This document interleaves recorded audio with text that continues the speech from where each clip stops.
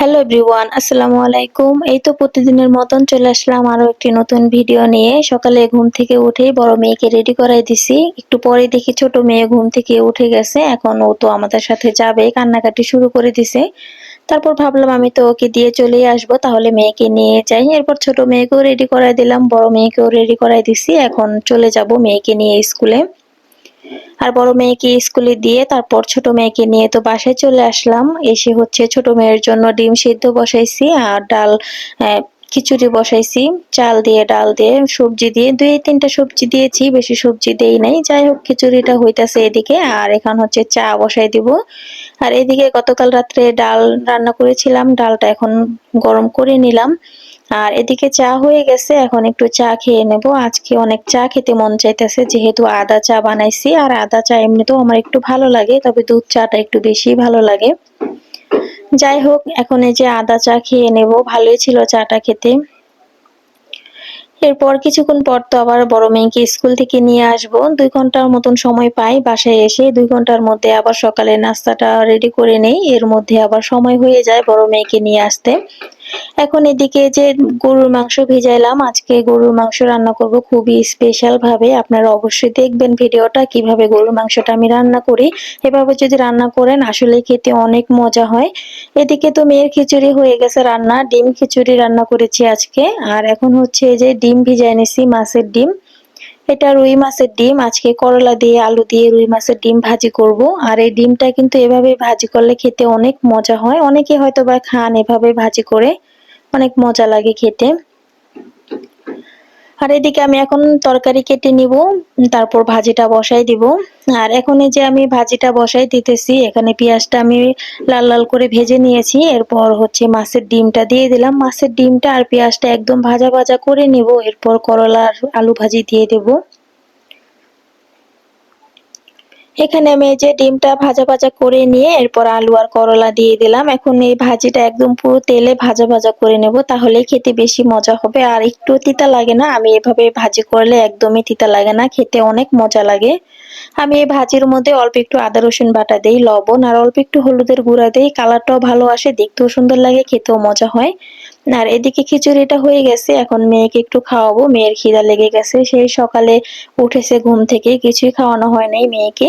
এখন এই যে মেয়েকে ভাজিটা বসাই দিছি, ভাজিটা হবে আস্তে আস্তে, একদম ভাজা ভাজা করব। আর এর ফাঁকে আমি মেয়েকে এখন খিচুড়িটা খাওয়াই দিব।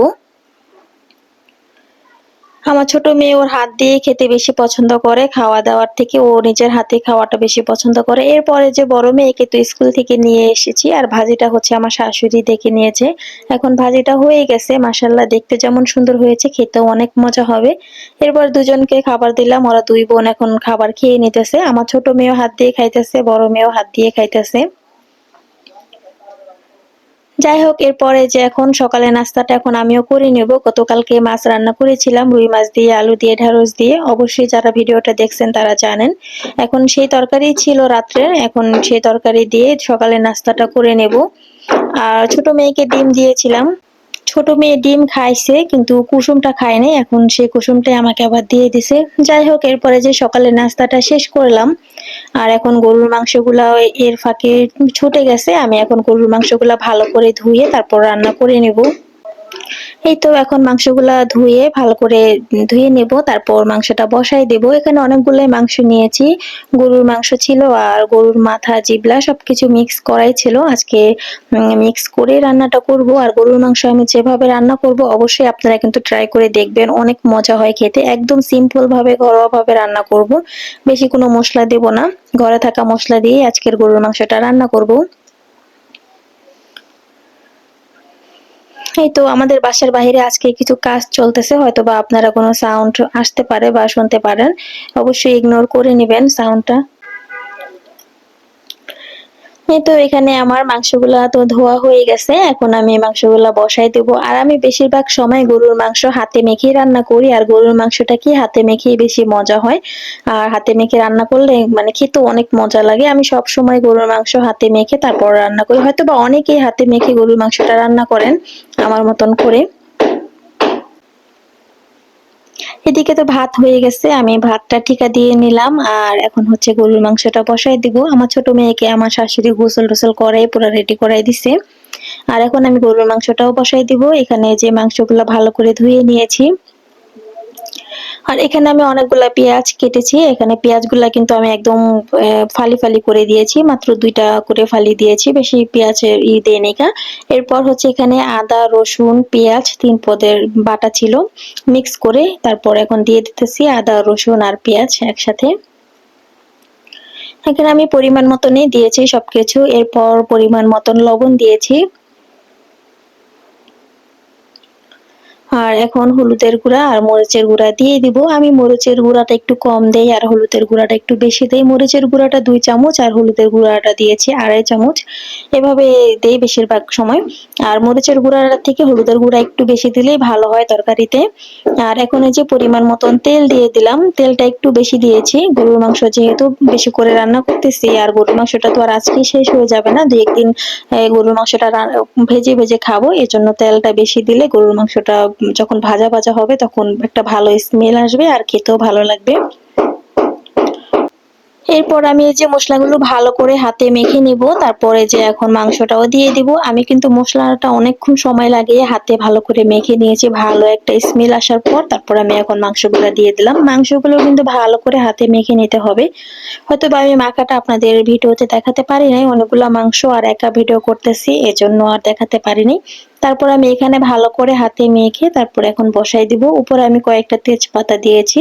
আর এখানে যে মশলাগুলো নিয়েছি আমি এগুলা হচ্ছে পাটায় বেটে তারপরে দিব। মানে গরুর মাংসের আসল টেস্টই হয় এখানে। মানে যেমন কালারটা সুন্দর আসে তেমন খেতেও অনেক মজা হয়। আমি এখানে জিরা বাটা আর হচ্ছে এলাচ, লং, দারচিনি সবকিছু ভালো করে পাটায় মিক্স করে নিয়েছি। এখন এই যে এটা দিয়ে দিলাম মিক্স করাটা। আর এর কারণে কিন্তু গরুর মাংসের কালারটাও যেমন সুন্দর আসে আর খেতেও অনেক মজা হয়। আপনার এলাচটা আর দারচিনিটা তো কোনো আনাম দেওয়া হয় নাই। আর আনামের থেকে এভাবে দিলে বেশি ভালো হয় খেতে। আমি সবসময় এভাবেই দেই আর টেস্টটাও কিন্তু অনেক ভালো আসে। এরপরে যে গরুর মাংসের টেস্ট আরেকটু বাড়াতে বা ঘ্রাণটা মানে অনেক সুন্দর একটা স্মেল আসে। এজন্য আমি বেশি করে এখানে কাঁচামরিচ দিয়েছি। কাঁচামরিচ কিন্তু গরুর মাংসের মধ্যে দিলে অনেক ভালো লাগে খেতে। এজন্য গরুর মাংসটা যখন অর্ধেক সেদ্ধ হয়ে গেছে আমি তখন এই কাঁচামরিচ দিয়ে দিলাম। এখানে অনেকগুলা কাঁচামরিচ দিয়েছি। আর কাঁচামরিচ দিয়ে আমি বেশ কিছুক্ষণ ঢাকা দিয়ে ঢেকে রেখে দেব। তারপর হচ্ছে একটা ভালো স্মেল আসবে আর খেতেও অনেক মজা হবে। আমি এভাবেই গরুর মাংসটা রান্না করি। এজন্য আপনাদের সাথে এভাবে শেয়ার করলাম। আসলে অনেক মজা হয় এভাবে রান্না করলে। আপনারা একদিন ট্রাই করে দেখতে পারেন। যাই হোক এরপর এখন তো গরুর মাংসটা প্রায় সেদ্ধ হয়ে গেছে। আমার আর রান্না করতে হবে না। তারপর একটু ঝোলটা শুকায় নেব। এরপর হচ্ছে জিরার গুঁড়া দিব। আর অবশ্যই কিন্তু গরুর মাংসের মধ্যে জিরার গুঁড়াটা ইউজ করবেন তাহলে কিন্তু খেতে ভালো লাগবে। আমি এখানে যে জিরার গুঁড়াটা দেব আর একটু ঝোলটা শুকায় আসলেই জিরার গুঁড়া দিয়ে দেব। একদম ঘরোয়াভাবে আজকের গরুর মাংসটা রান্না করেছি। আমি সবসময় এভাবেই রান্না করি। তবে কিছু টিপস যদি ফলো করে রান্না করি তাহলে খেতে কিন্তু মজা হয়। সব মাংসই রান্না করলে ভালো হয়। কিন্তু অল্প একটু টিপস যদি ফলো করা হয় তাহলে হয়তোবা দেখা যায় টেস্টটা একটু বেশি আসে। যাই হোক এদিকে তো আমার গরুর মাংস রান্না হয়ে গেছে আর এর মধ্যে মারিয়ামের বাবা গরুর মাংসের ঘ্রাণে হয়তোবা আজকে একটু তাড়াতাড়ি চলে এসেছে বাসায় দুপুরে ভাত খেতে। এরপরে যে মারিয়ামের বাবার জন্য আমি এখানে গরুর মাংস দিতেছি। সে আবার গরুর মাংস অনেক পছন্দ করে। তার গরুর মাংস হলে আর কোনো কিছুই লাগে না। যাই হোক এরপরে যে এখন মারিয়ামের বাবাকে তো ভাত দেব। আর আমরা এখন কেউই খাওয়া দাওয়া করি নাই দুপুরে। আজকে সে একটু তাড়াতাড়ি চলে এসেছে। আর গরুর মাংসের কালারটা কিন্তু অনেক সুন্দর এসেছে দেখতেই পারছেন। আর যে মাংস বা যে তরকারি হোক না কেন যে দেখতে সুন্দর হলে খেতেও কিন্তু মজা হয়। আর এখানে এই যে আমি গরুর মাংসটা এখন বেড়ে নিতেছি।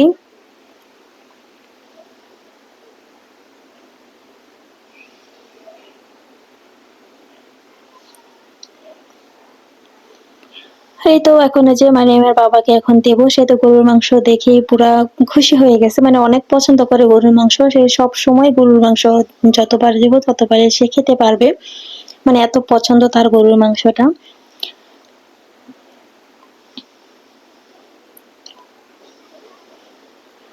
যাই হোক তারপরে যেখানে আমি যে ভাজিটা করেছিলাম মাছের ডিম দিয়ে আর আলু দিয়ে করলা ভাজি সেই ভাজিটা দিতেছি। ভাজিটাও কিন্তু অনেক মজা হয়েছিল। আসলে এভাবে ভাজি করে দেখবেন একটুও তিতা লাগে না আর খেতে অনেক মজা লাগে। এরকম ভাজি হলে ১ প্লেট ভাত অনায়াসে কিন্তু খাওয়া যায়।